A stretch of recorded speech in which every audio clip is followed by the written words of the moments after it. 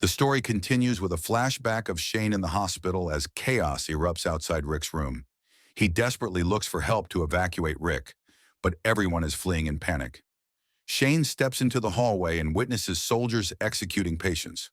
Walkers soon flood in through the main entrance and attack the soldiers. With time running out, Shane rushes back to Rick's room with a hospital bed, trying to move him, but Rick is still hooked up to medical equipment, and Shane doesn't know how to disconnect it. A soldier enters intending to execute Rick, but Shane hides until he leaves. Shane then tries to wake Rick, but the power cuts out. Hearing no heartbeat, he believes Rick is dead and leaves. As walkers overrun the hallway, Shane blocks Rick's door with the bed and escapes.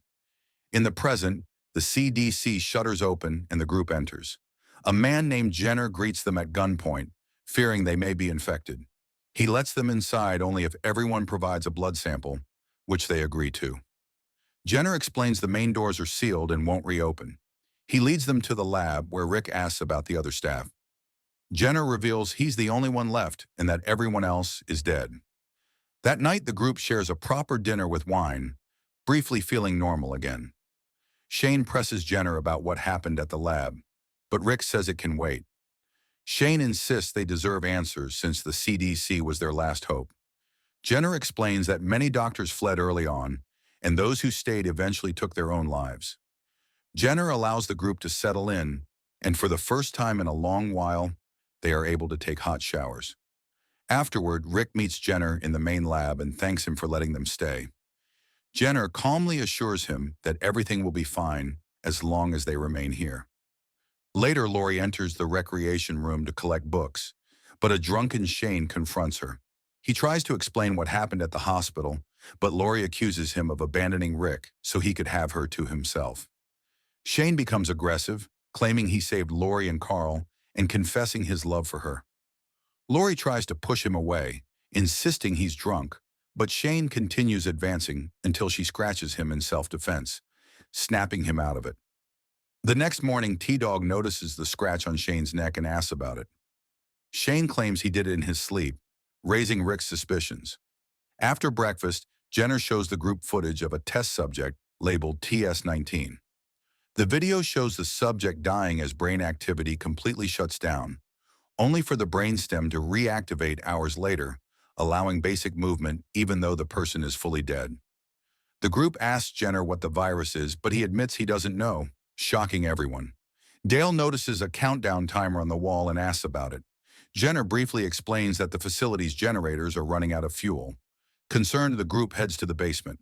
Suddenly, the power cuts out, switching to emergency backup power that only supports lights and computers.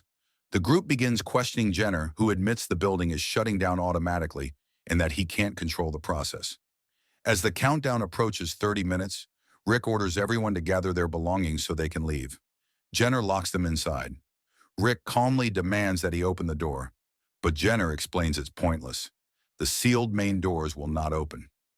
Rick asks what happens when the timer reaches 0, and Jenner reveals the building will self-destruct, igniting the air and killing everything instantly. Shane and Daryl try to break the door down with axes, but it won't budge. Jenner insists death is preferable to facing the horrors outside. Rick argues against him, but Jenner claims Rick admitted the night before that everyone would eventually die anyway, angering the group.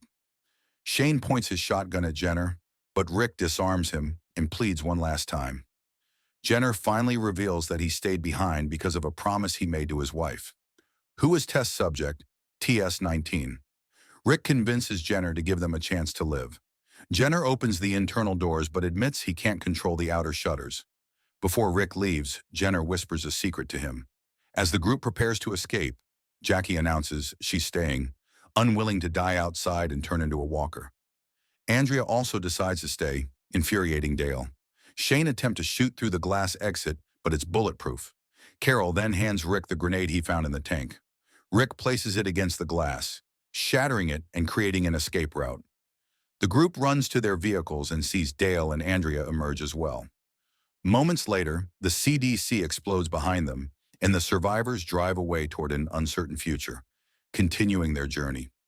Thanks so much for watching. If you like this recap, leave a like and subscribe for more 5-minute movie breakdowns. I'll see you in the next one.